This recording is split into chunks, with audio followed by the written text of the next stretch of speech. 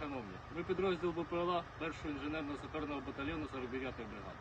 Висловлюємо свою подяку благодійному фонду Міжнародний рух єдності, а всім небайдужим долучився до збору у вигляді оптоволоконного обладнання, яке наразі вкрай необхідне для виконання завдань. Разом до перемоги. Слава Україні! Героям слава!